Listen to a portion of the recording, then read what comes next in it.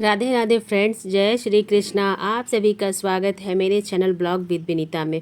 मैं विनीता आप सभी का हार्दिक अभिनंदन करती हूँ।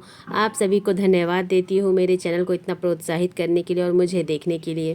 तो आइए हम जानते हैं कि हमें अक्षय तृतीया पर बहुत ही कम सामग्री में कैसे पूजा करनी है। बहुत ही सरलतम तरीके से हम पूजा करेंगे।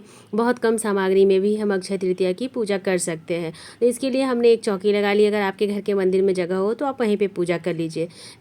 इसलिए कलश के जब हम रखते हैं तो उसके नीचे हमें कुछ ना कुछ देना होता है। फूल दे दीजिए, खाली कलश नहीं रखेंगे। तो हम यहाँ पर गेहूँ रखेंगे। गेहूँ को सोने के समान माना गया है, तो गेहूँ रखकर हम एक छोटा सा कलश का स्थापना करेंगे। कलश स्थापना मिट्टी के कलश की इस दिन पूजा होती है। अगर आपके पास नहीं है तो आप पीतल और तांबे का भी ले सकते हैं। मैंने यहाँ पर छोटा सा मिट्टी का कलश लिया है, जो कि मैं नारायण के लिए रखूँगी अपने घर के मंदिर में। आप चाहें तो अपनी बालकनी वगैरह में भी रख सकते हैं। इसलिए इस तरह का एक छोटा सा कलश लेंगे। इसके कंठ पर हम मौली बांध देंगे और इसे जल से भर देंगे। पूरा ऊपर तक हम इसे जल से भर देंगे।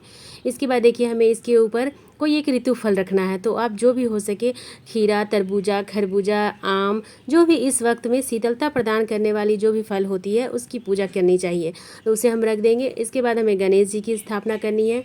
तो आप कलश के नीचे में ही गणेश जी की स्थापना कर लीजिए। इसके साथ साथ यदि आप कोई फ़ोटो रखना चाहते हैं, लड्डू गोपाल की मूर्ति रखना चाहते हैं तो वो भी रख सकते हैं। फिर हम सभी को जल के छींटे लगाते हुए स्नान का भाव देंगे, स्नान कराएंगे और आसन की भी शुद्धि करेंगे। तो इस तरह से हमें बहुत ही सूक्ष्म तरीके से, बहुत ही सरल तरीके से अक्षय तृतीया की पूजा करनी है। बहुत ही कम सामग्री के साथ भी आप कर सकते हैं। फिर देखिए, यहाँ पर आज के दिन हल्दी का विशेष महत्व है, तो हम हल्दी से तिलक लगाएंगे, कलश को भी तिलक लगाएंगे और जो भी चीज़ें हमने पूजा में रखी है ना, सभी चीज़ों को हम तिलक लगाएंगे। इसे भी दान करना होता है, तो साथ साथ आप पूजा करते जाइए। हल्दी से, चंदन से, जो भी चीज़ें शीतलता प्रदान करने वाली होती हैं उसका आज के दिन विशेष महत्व है। फिर हम वस्त्र समर्पित करेंगे, तो वस्त्र रूपी कलावा समर्पित कीजिए। यदि आपको वस्त्र समर्पित करना है तो आप वस्त्र भी समर्पित कर सकते हैं। तो यहाँ हमने कलश में पहले ही मौली बांध दी थी, लेकिन फिर भी हम कलश पे भी वस्त्र समर्पित करेंगे। फिर हम दीपक प्रज्वलित कर लेंगे। तो दीपक हमारी पूजा का साक्षी होता है, तो सबसे पहले हम दीपक प्रज्वलित करेंगे। तो कोई भी घी का दीपक आप ले सकते हैं, या फिर आप चाहे तो तिल के तेल का भी दीपक ले सकते हैं। इस तरह से हमें दीपक प्रज्वलित करना है। तो सबसे पहले दीपक प्रज्वलित कर देंगे, फिर हम फूल समर्पित करेंगे। तो जो भी फूल आपके पास हो आप फूल समर्पित कीजिए।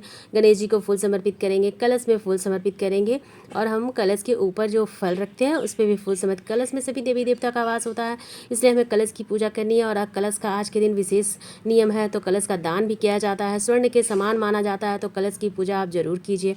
उसके बाद इस कलश का आपको दान करना होता है। तो आप चाहे तो पक्षियों के लिए भी एक कलश रख दे, वो भी एक दान का ही स्वरूप माना जाएगा और पुण्य का ही भागी होता है।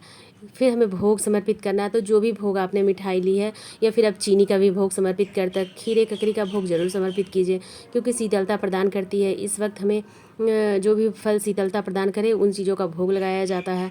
फिर हम दक्षिणा समर्पित करेंगे। तो बहुत ही सरल तरीके से हम अक्षय तृतीया की पूजा अपने घर पर कर सकते हैं, और उतने ही पुण्य की प्राप्ति हमें होती है जितना आप बहुत ही विधिवत या बहुत ज़्यादा सामान के साथ पूजा कीजिए। देखिए, पूजा में सामान कम या ज़्यादा मायने नहीं रखता है, बस भाव होना चाहिए। यदि आपकी भाव सच्ची है तो आपको फल बिल्कुल उतना ही मिलता है जितना आप ज़्यादा सामग्री के साथ करें या फिर कम सामग्री के साथ करें।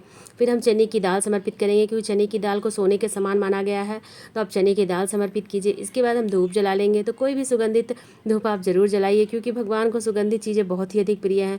इत्र वगैरह हो तो आप कलश में, और गणेश जी को भी इत्र जरूर समर्पित कीजिए। फिर हम चने की दाल लेकर हाथ में कथा सुनेंगे। आप अक्षय तृतीया की कथा भी जरूर सुनिए।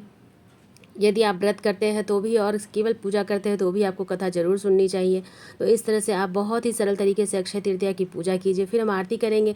तो सबसे पहले हम गणेश जी की आरती करेंगे, उसके बाद हम नारायण की आरती कर सकते हैं। आप माँ लक्ष्मी की आरती कीजिए, दुर्गा माँ की आरती कीजिए। इस दिन सभी की पूजा होती है, तो आप इसमें से किसी भी देवी देवता की आरती कर सकते हैं। तो सबसे पहले आप गणेश जी की आरती कीजिए। यदि आपको आरती नहीं आती है तो ओम नमो भगवते वासुदेवाय का जाप करते हुए आप आरती को इसी तरह से क्लॉकवाइज घुमा सकते हैं। फिर हम आरती समाप्त करने के बाद हाथ में जल लेंगे और 2 बार मिनस कर गिरा देंगे, और सभी से हाथ जोड़कर प्रार्थना करेंगे कि हे प्रभु, हे नारायण, हे गणेश जी, मैंने आपकी आज पूजा की है और मुझे इस व्रत का पुण्य फल प्राप्त हो, इसके लिए मैंने अक्षय तृतीया की पूजा की है, और रही सही कमियों के लिए हमें माफ़ कीजिएगा। इस तरह से प्रार्थना करते हुए हम अक्षय तृतीया की पूजा पूर्ण करेंगे। फिर जब दीपक ठंडा हो जाएगा तो सभी सामग्री को, दान वाली सामग्री को हम दान की जगह पर रख देंगे। भगवान जी को अपने घर के मंदिर में रख देंगे। भोग प्रसाद उठा के हम ग्रहण कर लेंगे, और सभी चीज़ों का सही तरीक़ा से हम इस्तेमाल कर लेंगे। चौकी का कपड़ा उठाकर धो देंगे और फिर से हम पूजा में इस्तेमाल कर लेंगे। तो बहुत ही सरल तरीके से मैंने आपको पूजा की आपको ये बहुत ही सरल तरीका, बहुत ही सूक्ष्म पूजा का विधि कैसा लगा मुझे कमेंट करके ज़रूर बताइएगा। मुझे आपके कमेंट का इंतज़ार रहेगा। आप लोग अक्षय तृतीया की पूजा कैसे करते हैं ये भी बताइएगा। आपके शहर में किस तरह से पूजा की जाती है और आप किस राज्य से, किस शहर से मेरा वीडियो देखते हैं, मुझे कमेंट करके बताइएगा। फिर मिलते हैं अगले वीडियो में। राधे राधे फ्रेंड्स।